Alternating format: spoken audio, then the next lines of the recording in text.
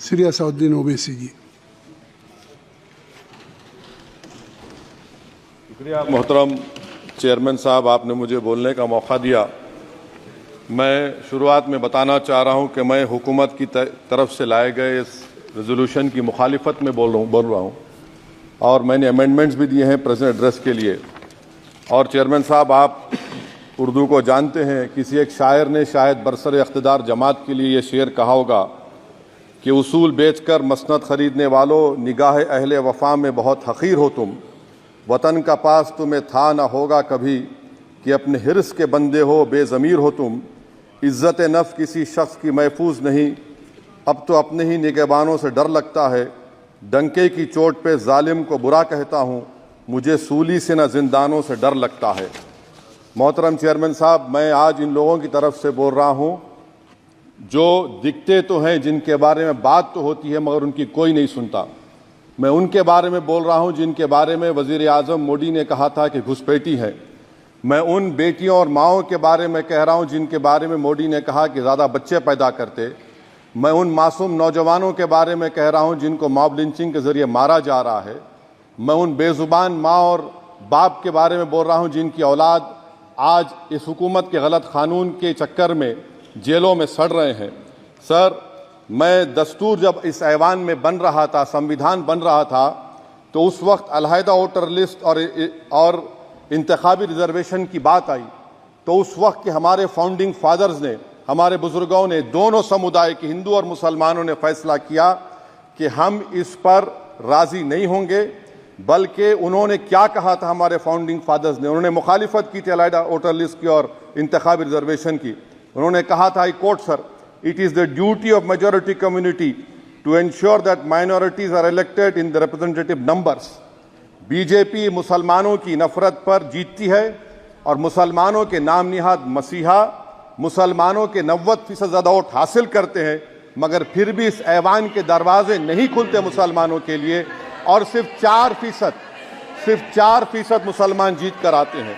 Sir, संविधान सिर्फ एक किताब नहीं है जिसे चूमा जाए, संविधान एक किताब नहीं है जिसे दिखाया जाए, संविधान एक सिंबल भी है, मगर संविधान एक हमारे बुजुर्गों के ख्वाबों की किताब है। हमारे जमहूरियत को हमारे बुजुर्गों ने इस तरह समझा, हमारे फाउंडिंग फादर्स ने इस तरह जमहूरियत को समझा कि इसमें हर समुदाय और मजहब और समाज के मानने वाले लोगों की राय को शामिल किया जाएगा इस मुल्क को चलाने के लिए। मगर इस ऐवान में सिर्फ 4% मुसलमान जीत कर आते हैं। मैं संविधान से जो मोहब्बत के दावे करते हैं उनसे कहूंगा कि कभी उठाकर पढ़ो कॉन्स्टिट्यूएंट असेंबली डिबेट्स में कि नेहरू ने, H.C. मुखर्जी ने, सरदार हुकुम सिंह ने माइनॉरिटीज के बारे में क्या कहा था। सर, वतन अजीज का मुस्तकबिल कैसा होगा जब बीजेपी मुझे गायब करना चाहती है और दीगर हिज़्ब इख्तिलाफ की पार्टियां के लिए मेरा वजूद सिर्फ वोट डालना और अपनी खबर में जाकर सो जाना है। इसीलिए आप देखते हैं कि समाजी इंसाफ है सर कि 4% मुसलमान जीत कर आते हैं। सर, इस ऐवान में ओबीसी समाज के एमपी अब अपर कास्ट के एमपी के बराबर हो चुके हैं। ओबीसी समाज के एमपी अब अपर कास्ट एमपी के बराबर हो चुके हैं और 14% मुसलमान सिर्फ 4% जीत कर आते हैं।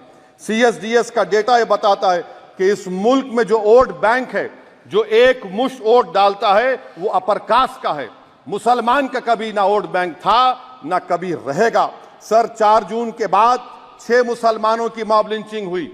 11 घरों को मध्य प्रदेश में मोदी के बुलडोजर ने निस्तो नाबूद कर दिया। हिमाचल प्रदेश में एक मुसलमान की एक दुकान को लूट लिया गया और हिज़्ब इख्तिलाफ की पार्टियों की तरफ से सन्नाटा है। शायद अब वक्त आ चुका है कि लफ्ज मुसलमान का नाम लेना भी अब उस पर पाबंदी आयद कर दी जाएगी। सर, मैं ये बात बताना चाह रहा हूँ कि नरेंद्र मोदी को जो मैंडेट मिला है। एक मिनट,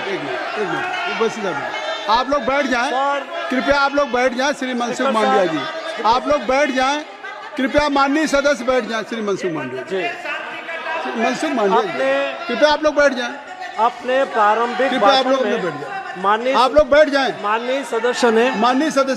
माननीय सदस्य ने अपने प्रारंभिक भाषण में जो शब्द प्रयोग करा है उसको ऑथेंटिकेट करा जाए। और अभी उन्होंने उल्लेख करा कि मोदी के बुलडोजर ने वहाँ मॉब लिंचिंग करा है उसको भी ऑथेंटिकेट करा जाए। निश्चित तौर से इसको ठीक है। उवैसी साहब जब भी कोई बात नहीं सर, आप चेयर पर बैठे हैं जी, इसलिए आप मंत्री जी को पेट में दर्द हुआ, माशाल्लाह, शुक्रिया उनका। नहीं, तो सर मैं ये बोल रहा था, जवाबदेही है अरे ये नहीं मंत्री इससे बुरी बात क्या है? पेट में दर्द हो सकता है, वो दर्द ये सब ठीक अच्छा है। दर्द हुआ, चलिए दर्द हुआ, दिल का दर्द हुआ। तो सर जो नरेंद्र मोदी को मैंडेट मिला है वो सिर्फ और सिर्फ मुसलमानों की नफरत पर हिंदुत्व की वजह से मिला है। I would like to say it is not Modi's in dock but every single person voted him despite his anti Muslim voice. And I would like to tell the opposition parties, this is not a moral victory for you, this is a victory of majoritarianism. Everyone should contemplate and do introspection. Why is it that the OBCs and the upper caste are getting their due representation? Why are the Muslims not getting? Are we here only to vote for you and not to get elected? If that is the case, please tell us that we are only here to vote for you. Sir, आज भारत के आधे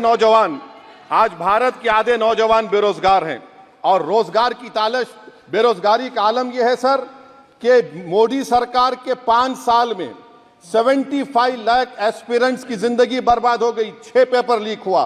बेरोजगारी का आलम यह है sir कि Russia जा रहे हैं, वहां जाकर अपनी जानों को दे रहे हैं। बेरोजगारी का आलम यह है कि नरेंद्र मोदी रोजगार का कैंप चलाती है नौजवानों के लिए कि तुम इजराइल में जाकर काम करो, उनको कैनन फॉडर बना रही है ताकि फलस्तीनियों की जायदादों को हड़प कर सके। ये भी कंक्लूड कर। अरे सर मेरा टाइम है, कहाँ टाइम है सर? आप ये टाइम ले लिए मेरा सर, मैं 2 मिनट दीजिए। ये विश्वगुरु की पॉलिसी है, इजराइल को 27 टन हथियार जा रहा है। 9 मिलियन भारत के लोग गल्फ में काम करते हैं, क्या असर पड़ेगा? 47,000 इजरायली फलस्तीनी मार चुके हैं।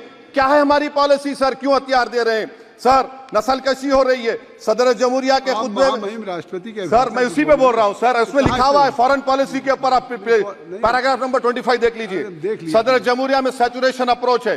क्यों नहीं मोदी सरकार माइनॉरिटीज को फ्री स्कॉलरशिप को डिमांड करती है सर? उसको आपने बजट कम कर दिया सर। बनारस का बुनकर 18 महीने से मंडी का शिकार है, सूरत और बेंगलुरु जा रहा है सर। आखिरी बात कंक्लूड कर रहा हूं, आखिरी बात सर, पनून केस में निखिल गुप्ता, मोदी ने कहा था कि हम घर में घुसकर मारा, तो निखिल गुप्ता को किसने ऑर्डर दिया था पनून को मारने का?